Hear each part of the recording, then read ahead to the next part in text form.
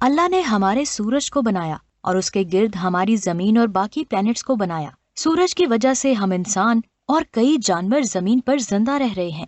हमारी मिल्की वे गैलेक्सी में 200 बिलियन से ज्यादा स्टार्स मौजूद हैं, लेकिन अभी तक साइंटिस्ट को कोई एक भी ऐसा सोलर सिस्टम नहीं मिला जहां लाइफ मौजूद हो। लेकिन अल्लाह ने सूरज को बनाया और उसके गिर्द जमीन को बनाया जहां हम इंसान जिंदा रह रहे हैं। किसी भी प्लेनेट पर लाइफ के लिए एक स्टार का होना बहुत ज्यादा जरूरी है और हर स्टार का एक हैबिटेबल जोन होता है। अगर उस जोन में कोई सयारा हो तो वहाँ पानी और लाइफ के बहुत ज्यादा चांसेस हो सकते हैं। अगर हम मौजूदा स्टडी के मुताबिक कायनात की फॉर्मेशन से लेकर अब तक बनने वाले स्टार्स को देखें तो कायनात में बहुत ज्यादा तादाद में स्टार्स की फॉर्मेशन हो चुकी है। इसी वजह से साइंसदानों का कहना है कि न्यू स्टार्स की फॉर्मेशन बहुत कम रफ्तार से हो रही है। हमारी गैलेक्सी में हर साल 3 स्टार्स ही बन पाते हैं, जिसे देखकर नासा के साइंसदान बहुत ज्यादा हैरान हैं। लेकिन जेम्स स्पेस टेलीस्कोप ने हमारी गैलेक्सी से बाहर एक ऐसी जगह को फाइंड किया है जहां न्यू स्टार्स की फॉर्मेशन बहुत तेजी से हो रही है। आखिर ये एरिया कौन सा है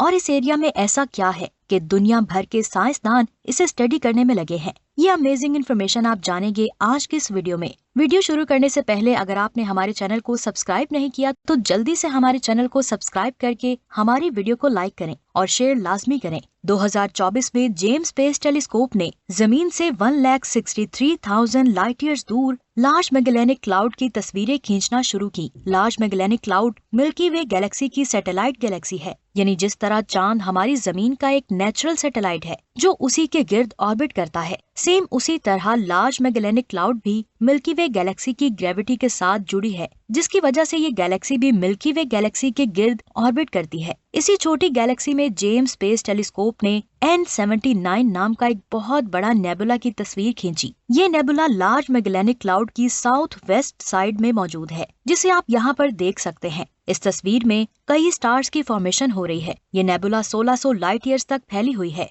जो एक H2 रीजन है। अब यहाँ एक सवाल आता है कि ये H2 रीजन क्या है? असल में ये एक ऐसा रीजन होता है जिनकी वजह से स्टार्स की फॉर्मेशन होती है। अगर मैं बात करूँ H1 रीजन की तो ये न्यूट्रल हाइड्रोजन रीजन है, जहाँ गैस के बादलों में सिंपल हाइड्रोजन एटम है, और वहीं H2 रीजन वो है जहाँ आयोनाइज्ड हाइड्रोजन के बादल हैं, जिसमें एक इलेक्ट्रॉन बस भागता रहता है और फिर वो इलेक्ट्रॉन पॉजिटिव हाइड्रोजन बन जाता है। इलेक्ट्रॉन के इस तरह मूवमेंट की वजह से इस रीजन का टेम्परेचर 10,000 डिग्री सेल्सियस तक पहुंच जाता है और इस एरिया में स्टार्स की फॉर्मेशन बहुत तेजी से होती हुई दिखाई देती है। जेम्स स्पेस टेलीस्कोप ने इसी तरह की नेबुला की तस्वीर खींची है, जिसे आप स्क्रीन पर देख सकते हैं। अगर इस नेबुला को दूसरे टेलीस्कोप से देखा जाए तो हमें बादलों के अलावा कुछ नहीं दिखाई देगा, लेकिन जब इसे जेम्स के इंफ्रारेड कैमरे से देखा गया तो हमें इन बादलों के अंदर छुपे स्टार्स भी दिखाई दिए। N79 की इस तस्वीर को देखें तो यहाँ आप हाइड्रोजन के बादलों को आसानी से देख सकते हैं। ये सभी बादल इस बहुत बड़ी नेबुला के साउथ वाले हिस्से में मौजूद हैं।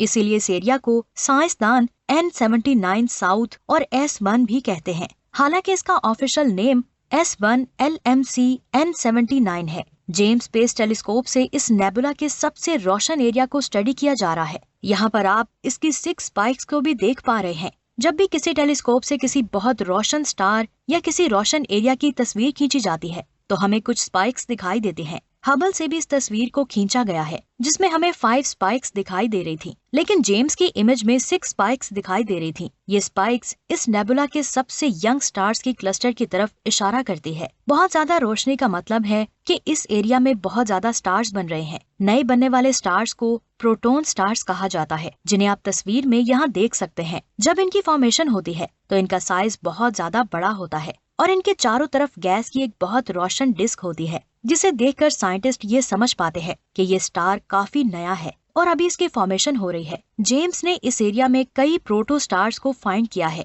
2017 में इस नेबुला के बहुत ज्यादा रोशन होने की वजह से इसे वेब की लिस्ट में शामिल किया गया था, ताकि फ्यूचर में डिटेल से इसे स्टडी किया जा सके। उस वक्त नासा का मानना था कि लार्ज मैगेलेनिक बादलों के इस एरिया में हमें स्टार्स की फॉर्मेशन के बारे में पता चल सकता है। हमारी गैलेक्सी में ऐसे एरिया बहुत कम है जहां स्टार्स की फॉर्मेशन हो रही है, और जो एरिया है वहां स्टार्स की फॉर्मेशन को इस तरह देखा नहीं जा सकता। इसका मतलब है कि हमारी गैलेक्सी में जितना मैटर था उसमें स्टार्स की फॉर्मेशन हो चुकी है। और अब बहुत कम मैटर मौजूद है, जिसकी वजह से हमारी गैलेक्सी में स्टार की फॉर्मेशन बहुत कम हो रही है। वेब टेलीस्कोप की इस तस्वीर में हम जमीन से एक स्टार को बनता हुआ देख सकते हैं, जिससे हमें ये भी पता चल सकता है कि हमारे सूरज की फॉर्मेशन कैसे हुई थी। इस नेबुला में स्टार्स की फॉर्मेशन इससे पहले ढूंढी गई बहुत बड़ी नेबुला टेरेंटुला नेबुला से 2 गुना ज्यादा रफ्तार से हो रही है। टेरेंटुला को जेम्स स्पेस टेलीस्कोप ने सितंबर 2022 में स्टडी किया था। ये नेबुला इतनी ज्यादा रोशन है कि इसे जमीन से भी आसानी से देखा जा सकता है। ये नेबुला 1800 लाइट ईयर्स तक फैली हुई है, लेकिन जेम्स ने इसके सिर्फ 340 लाइट ईयर्स के एरिया को ही कैप्चर किया है। अगर आप इस तस्वीर को गौर से देखेंगे